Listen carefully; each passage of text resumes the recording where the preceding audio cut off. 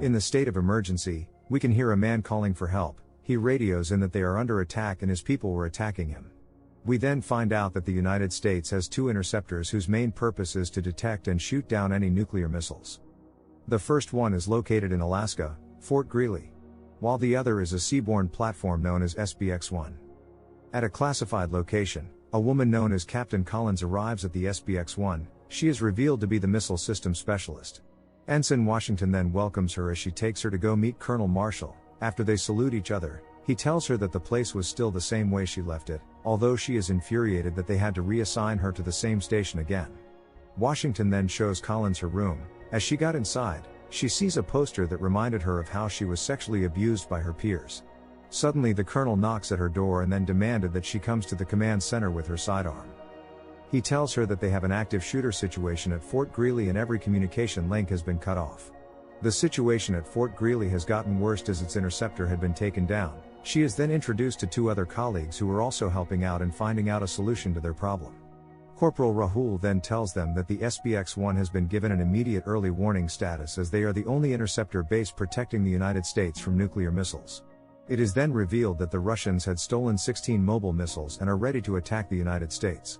The SBX-1 is the only base preventing them from attack, so they are the last line of defense. A video is then displayed on the screen. A Russian terrorist reveals to them that they had stolen ICBMs and are ready to launch them, taking out America once and for all.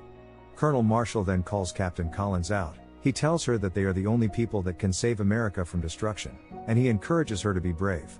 As he proceeds, Collins calls him back, saying there might be an insider working for the enemies. Just then they were attacked by intruders who opens fire on them, in the process killing the colonel. Collins fight back as she puts the building on lockdown, but she is faced with a heavily built man who tries to finish her off so he can release the building from lockdown. Unfortunately, he was defeated as Collins used his gun to stab him in the eyes, leaving the leader of the terrorists locked outside. It is revealed that during the gunfight, one of her colleagues is grazed by a bullet, leaving him unconscious. The leader of the group then speaks to the captain. He tells her that she and her crew are the only people stopping him from completing his mission, which he has been planning for 6 years. He tries to negotiate his entry, saying he will spare their lives, but Collins wouldn't agree as she knew the SBX-1 is the only base preventing the nuclear attacks from happening.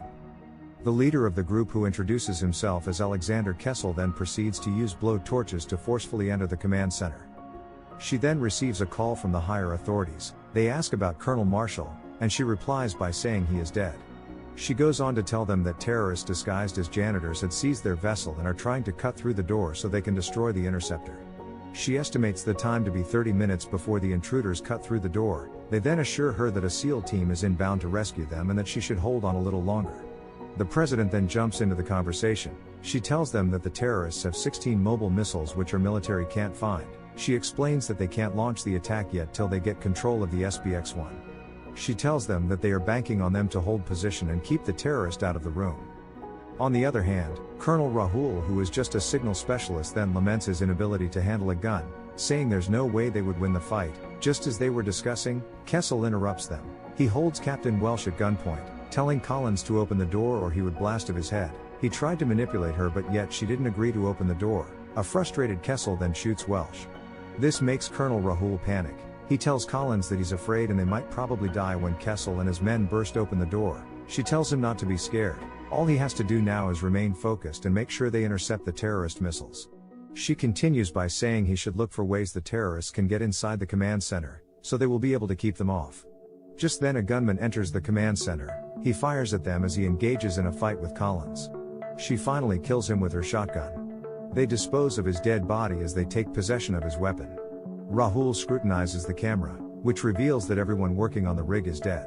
The intercom beeps again. Kessel tells Collins that he has more men coming, and she doesn't have any other option but to give up.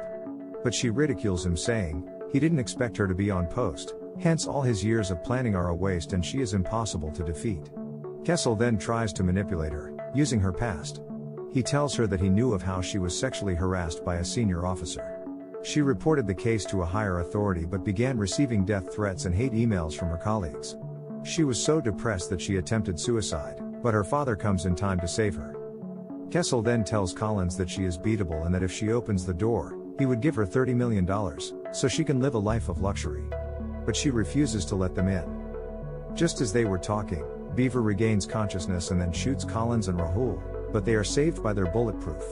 It is then revealed that Beaver works for Kessel. He tells them that the American government has failed him and he is ready to turn his back on them. Collins and Beaver then get involved in a little argument, where Collins headbutts him. Just then the president and his associates called. They condemn Kessel for his actions and Beaver for betraying his own country. Kessel then sends an emergency broadcast message to everyone living in America. He tells them that he has control of 16 missiles and he would fire them to destroy different states, so they will watch in horror. He releases the first missile, which was heading straight to Los Angeles. They needed just 11 minutes to intercept the missile or the launch will turn out to be successful. He then tries to humiliate Collins, saying she has fought with honor and courage, but it isn't just enough. He tells the world about her scandal in the past and how the American military abandoned her. During their discussion, Collins manages to escape. She beats up Kessel and then locks him out of the command center. She got into a serious fight with his goons, which resulted in a bloody encounter. Collins manages to defeat her after so many attempts. She goes over to the intercept button and launches an interception that destroyed the incoming missile. Beaver then yells at Kessel saying, "They should have killed Collins and she is bad news." He goes on to say their faces are all over the news and it was mission over for them. Kessel assures him that everything will still go on smoothly as they are still in possession of 15 missiles. He continues by saying backup was on the way, so he shouldn't be scared. Meanwhile, Collins gets a call from the government. They tell her that the SEAL team would be there in 50 minutes and that she should continue with her good work. They go on to tell her that Alexander Kessel is a military personnel and torture specialist. But she shouldn't worry cause a lot of smart people are putting their heads together to make it work. Just as she finished talking to the authorities, Rahul regained consciousness. He was surprised to find out that Collins had taken out all the bad guys. Later on, Collins falls asleep as she dreams about her father advising her not to ever give up. Her dreams were cut short when Rahul woke her up from sleep, saying Kessel wants to speak to her. She goes over to meet Kessel, who tells her everything about her father and where he resides. He then shows her a video of him being captured. He tells her that if she doesn't open the door, her father will be dead. She pleads that he let her father leave. But Kessel kept on manipulating her. She speaks to her father, who tells her not to give up and keep on fighting. Kessel became angry and then orders that he should be killed. This left Collins devastated as he was the only person she had in her life. Kessel then activates an emergency sinking protocol that will sink the whole rig in 13 minutes. They received a call from the government telling them that the SEAL team will be available in the next 25 minutes and that they should try to control the issue. Rahul then volunteers to help out in closing the valves, so they would be able to stop the interceptor from sinking. He got to the control center, where he buys them more time as he closed each valve, but things turned out bad when Beaver, his colleague, goes over to meet him. He stops him from closing the valves and then shoots him. Collins figures out that Kessel is doing the job for financial reasons, so she threatens to tell the world about his situation, if he doesn't cut off the live feed. Kessel had no other option but to disconnect from the live server. Collins tells the government authorities that she has a plan to retake the command center, but they have to allow the terrorists to release all the missiles, so she can fight back and intercept the missiles. Their theorist believes that it wasn't going to be possible in just 12 minutes, but the president and everyone believed in her, as they knew they had to take the risk. Beaver then goes inside the command center, but he couldn't find her there. He alerts the others as they joined in searching for her. He orders that they release the missiles as they continued searching for her. Collins ambushed them as she attacked the terrorists. In the process, Kessel fled. She finds out that the interceptor button has been damaged with acid. With little time left, she decides to stop the missiles manually using a drive. She meets up with Beaver, and they engaged in a fight. She decapitates his head using a razor wire, but in the process, she falls into the water. As she is about to drown, she thinks about her father and his reassuring words. This motivates her in saving herself. She intercepts the missiles at the last second, stopping the missiles from destroying the cities it was targeted at. This heroic feat made the whole nation rejoice.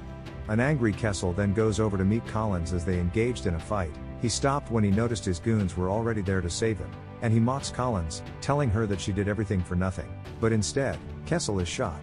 She is then saved as the rig collapses. Captain Collins is then brought to the hospital for treatment where she meets up with the president who promoted her to the highest rank, as well reveals that her father didn't die but was saved by his combat friends. This makes Collins all teary as she also received a lot of gifts from fans. The end. If you love this video, please leave a like and subscribe.